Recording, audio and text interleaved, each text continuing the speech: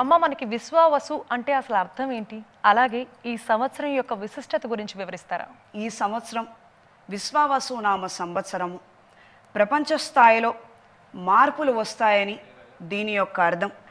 ఈ సంవత్సర ఫలితము 2 భాగాలు భూమి మీద వర్షం ఉంటుంది, 9 భాగాలు పర్వతాల మీద, 9 భాగాలు సముద్రం మీద కురుస్తుంది.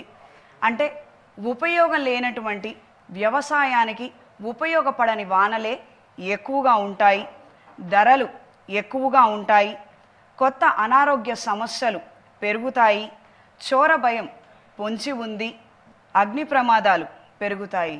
ప్రపంచ స్థాయిలో జలబీభత్సాలు అధికంగా ఉంటాయి, జల ఆకర్షణ కూడా పెరుగుతుంది, కానీ ఇది చెడుగా పరిణమిస్తుంది.